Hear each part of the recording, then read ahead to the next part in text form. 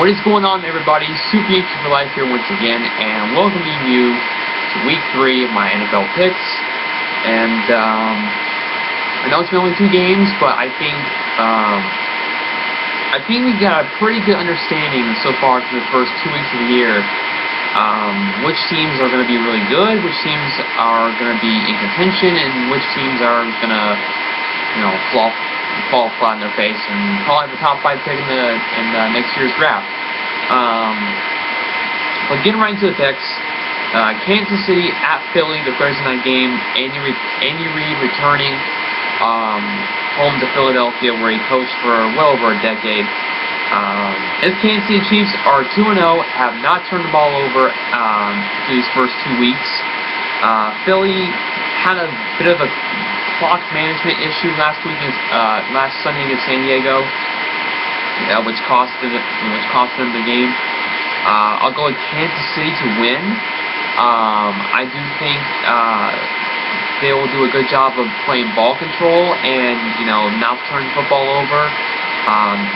Which is something that Alex Smith has done very well throughout his entire career, going back to San Francisco. So I'll go with Kansas City in a close game. I think this is going to be a very good game for Thursday Night Football. Green Bay at Cincinnati to kick off the Sunday 1 o'clock games. Green Bay is a good football team, except for the offensive line is got to get better. The Washington defense got after Aaron Rodgers a little bit last week. But Aaron Rodgers proved again why he is quite arguably the best quarterback in the league. Of course, Brady, Manning, Breeze has something to say about that, but he did his thing. Cincinnati defensively is going to have its biggest test of the year so far. Defensively, they really shut down Pittsburgh on Monday night.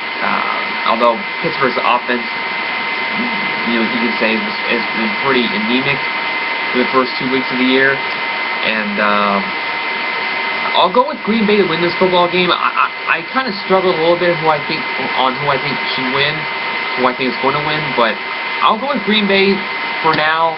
It would not surprise me if Cincinnati won this game. St. Louis at Dallas. St. Louis is coming off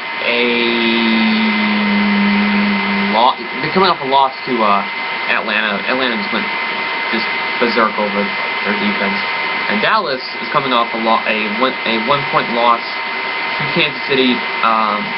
They have to run the football more, and they don't even have to run the football successfully. If they can get 3 yards on first down and 3 yards on second down, boom, that's 6 yards gained.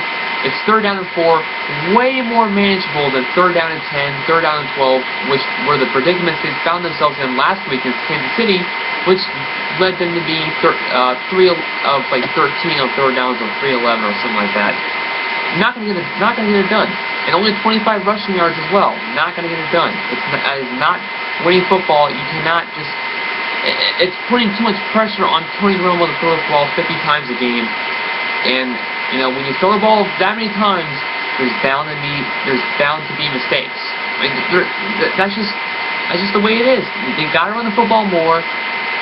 They don't even have to be exceptionally well at it in terms of running the football. 3-4 yards on first and second down, and you're in a much more manageable 3rd down situation than 3rd down and long. That's just my opinion. They got to run the football more. To take pressure off of Romo. I'll still pick Dallas to win this game, but they got to get better on 3rd downs, and they got to run the ball more. Defensively, I thought they did a fine job, except for towards the end of the game when they got called for the pass interference penalty.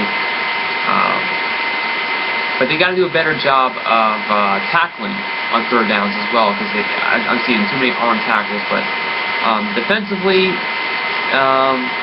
doing a solid job for the first 2 weeks. I'm very impressed with Monty Kiffin's new 4-3 defense.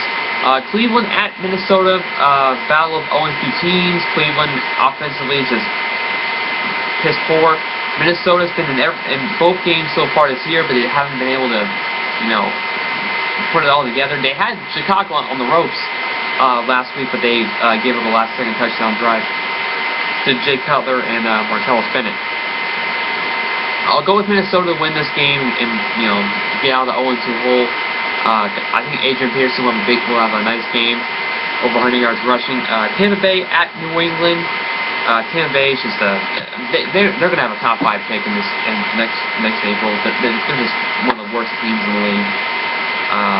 Turmoil on and off the field. New England having some injury problems, but I don't think it'll matter because they have number 12. Arizona at New Orleans. I'll go with New Orleans to win this game to start off the year 3-0. I think Drew Brees will have a big game. Will have a big day. I think both Arizona and New Orleans will have big games through the air with Carson Palmer and Drew Brees. I think New Orleans will win this in the shootout.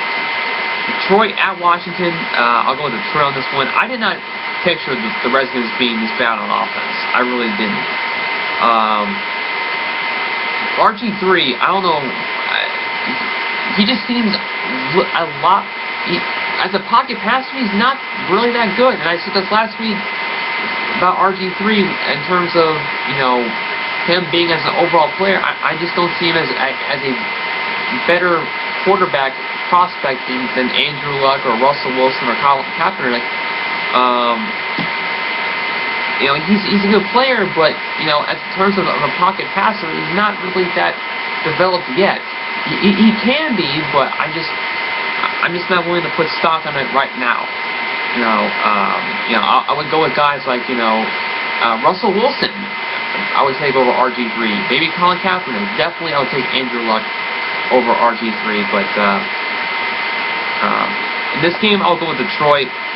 Detroit offensively, even though they lost last week, I think has the potential to really light this defense up like Aaron Rodgers did last week. The Giants at the Panthers. A couple of 0-2 teams in this matchup. I'll go with the Giants to win this one. Carolina, I kind of feel for Carolina a little bit. They've lost their first 2 games by a combined total of 6 points. Lost a 1-point heartbreaker to Buffalo last week.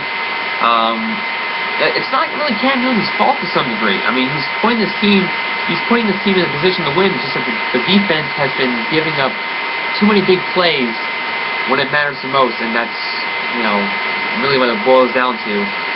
So I'll go with the Giants to win this one.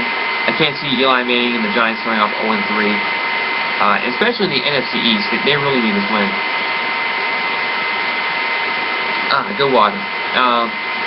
Houston at Baltimore. Houston's a 2-0 team. Baltimore coming off their first win over Cleveland. I'm going with Baltimore on this one. Houston has not impressed me, even though a new receiver from their second-year wide receiver that they had last week made a big catch with a big catch with a big catch. I'll look up his name, but Houston has not impressed me these first 2 weeks. I thought they were going to steamroll Tennessee a little bit. I thought they were going to steamroll San Diego on Monday night 2 weeks ago. I'll go with Baltimore. It wouldn't surprise me if Houston went in there and just destroyed them, but I'll go with, Baltimore and kind of the upset pick, so to speak. Atlanta at Miami. Atlanta's coming off their first win over St. Louis. Miami's coming off a very nice road win over Indianapolis in the Lucas Oil Stadium. I forgot the stadium name. I'll go with the Falcons to win this one.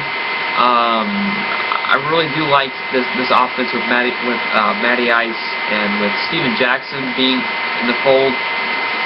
Defensively, I think they'll get after Ryan Tannehill and will force him to make more mistakes than what he would want to. And I think Atlanta will win by. I think this will be a close game, but I think the Falcons will go in there and win by a touchdown. Buffalo at the Jets. E.J. Manuel get his first win over the Panthers last week. Jets coming off a very dismal 13-10 loss over the Patriots, where Geno Smith got picked 3 times. I'll go with Buffalo. I'll go with E.J. Manuel in this one. I really do like the direction that I really do like the direction that this franchise is going with E.J. Manuel as quarterback, especially with Fred Jackson, C.J. Spiller. I mean, this team's got some playmakers on offense that put it together, and they have a rookie quarterback as well. Defensively, they're getting better. So Buffalo's a team to watch out for in the future. I don't think they'll make the playoffs this year, but watch out for Buffalo in the years to come. Indianapolis at San Francisco. San Francisco, I think, is going to be very, very pissed after what they experienced in Seattle last week. I think they're going to take their anger out on Andrew Luck and this Colt offense, and I think expect some big plays from the defense, especially from Patrick Willis, Aldon Smith, Justin Smith, the secondary, Austin Waller, guys like that. They'll win by double digits over the Colts. Jacksonville at Seattle. Seattle, I mean, I don't know why I'm talking about this one. They will win pretty comfortably, to say the least. God, that stadium is loud too. Oh my goodness. And then we have here the Sunday Night Football game. Bears at the Steelers.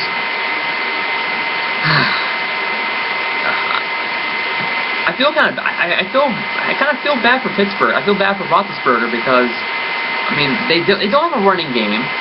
They have a combined total of 76 rushing yards through 2 games.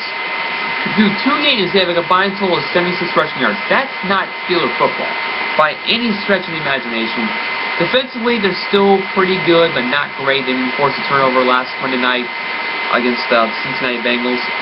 For Chicago, offensively, they're still. I mean, offensively, they are getting better and better with Mark Trestman as their head coach. Offensive line, offensive-minded, quarterback-minded.